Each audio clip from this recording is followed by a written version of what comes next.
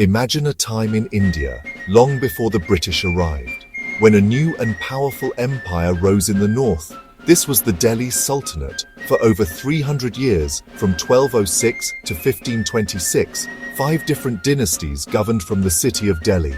This period was a major turning point in Indian history. It brought new ideas about religion, government, and culture to the subcontinent. The Sultanate was not a single, unchanging kingdom.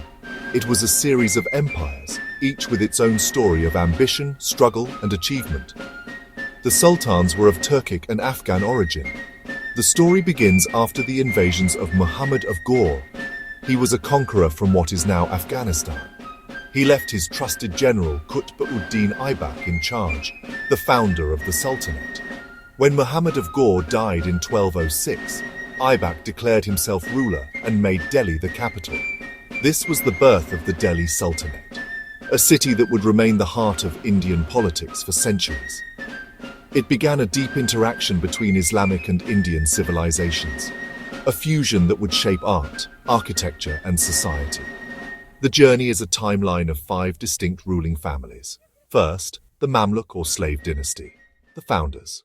The first dynasty was the Mamluk or slave dynasty, 1206-1290. The word Mamluk means owned. Many rulers were former Turkic slaves. Trained as soldiers and administrators, they rose to rule. Qutb-ud-Din Aibak, a former slave of Muhammad of Ghor, founded the dynasty. He began the Qutb Minar, a towering symbol of new power. Though his reign was short, he established stability. After Aibak, Iltutmish, often called the true founder, secured the state. He consolidated territories and defended against rival claimants and Mongol threats. He made Delhi a center of learning and refuge for scholars. Iltutmish standardized currency and administrative systems. To secure succession, he made an unprecedented choice: his daughter Razia. Razia Sultana became the first and only female ruler of the Sultanate. She ruled capably, even dressing as a man and leading in battle, but Turkish nobles resented female rule and plotted against her. Their rebellion ended her reign in just 4 years. Ghiyasuddin Balban became the last strong Mamluk ruler. He reinforced the army and defenses against Mongols. Balban used spies and strict court discipline to centralize power. His harsh methods consolidated the state for the next dynasty. But by 1290, the slave dynasty ended, clearing the way for the Khaljis. Next, ambition and expansion under the Khalji dynasty. In 1290, the Khaljis replaced the Mamluks. Jalal-ud-Din Khalji, gentle, merciful, became the founder. But his leniency was seen by nobles as weakness. Alauddin Khalji, his nephew and son-in-law, was ambitious and ruthless. Given power by Jalaluddin, he later seized the throne by force. From 1296 to 1316, the Sultanate reached its greatest extent. Alauddin was a brilliant strategist and a ruthless administrator. He repelled repeated Mongol invasions, saving large parts of India. Then he turned south, expanding into the Deccan. Generals like Malik Kafur plundered immense wealth from southern kingdoms. The treasury swelled, funding a large standing army. He maintained a powerful, paid army. To support forces, he introduced strict market controls, fixed prices for essentials, grain, cloth, cattle, all controlled so soldiers could live on pay. Officials and spies enforced the rules. Violators faced severe punishment. Alauddin ruled by fear, confiscating noble wealth and crushing revolts. Yet his reign achieved the Sultanate's greatest territorial reach. After his death, the Khalji dynasty faltered, clearing the path for the Tughlaqs. In 1320, the Tughlaq dynasty rose, ruling for nearly a century. Ghiyasuddin restored order after Khalji chaos. His son Muhammad bin Tughlaq became famous for brilliant but impractical ideas. A learned ruler of philosophy, logic, and mathematics, he dreamed grand projects, but many were impractical and poorly executed, earning him the title of a wise fool. His projects often ended in wasted resources and suffering. One infamous decision: moving the capital from Delhi to Dawlatabad. The forced migration was disastrous, causing suffering and death. The experiment drained the treasury and alienated his subjects. Another failure: issuing token bronze and copper coins. Households began forging coins. Trade stalled. The currency collapsed. The Sultanate suffered heavy losses.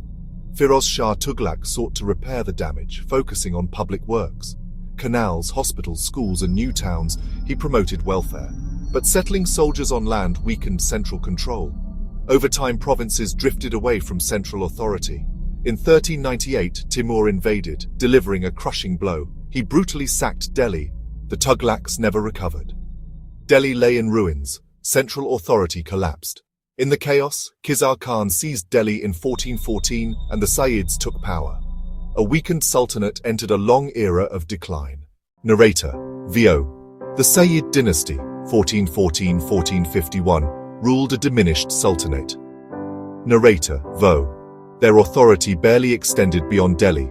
They were rulers in name only. Narrator, VO. They struggled to collect revenue and suppress rebellions. Narrator, VO. In 1451, Bahlul Khan Lodi, governor of Sirhind, seized Delhi and founded the Lodi dynasty. Narrator, VO. The Lodis were Afghan in origin and rebuilt prestige around practical rule. Narrator, VO. Bahlul reconquered rebellious provinces like Jaunpur. Narrator, VO. His son Sikandar continued administrative reforms and consolidation. Narrator, VO. The final Lodi, Ibrahim, was arrogant and suspicious. Narrator, VO. He alienated nobles. Daulat Khan Lodi invited an outsider, Babur. Narrator, VO. Daulat Khan invited Zahir ud-Din Muhammad Babur from Kabul, a descendant of Timur. Narrator, VO.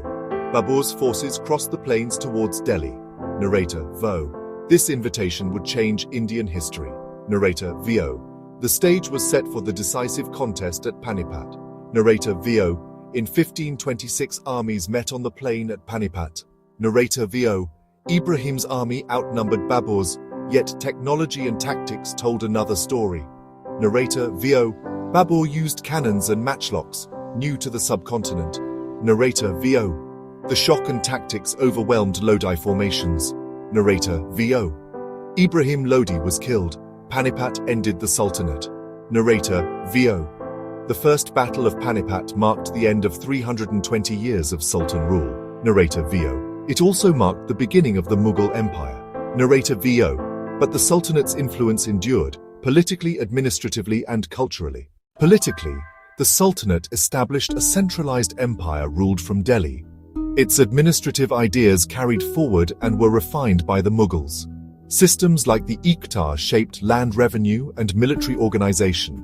Culturally, the Sultanate created Indo-Islamic architecture, a fusion of Persian, Turkic, and Indian elements. Persian tilework, Turkic dome forms, and Indian motifs blended into new monuments. Examples: the Qutub Minar, Alai Darwaza, and Sultanate tomb complexes.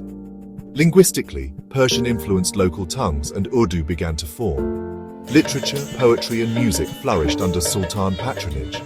Artisans blended traditions, creating a lasting cultural legacy. Socially, Islam became a major force, creating complex interactions with Hindu communities. There were conflicts at times, but also long periods of coexistence and exchange. The Sufi and Bhakti movements emphasized devotion and helped bridge communities.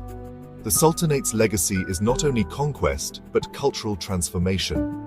A transformative encounter reshaped India's political, cultural, and social fabric.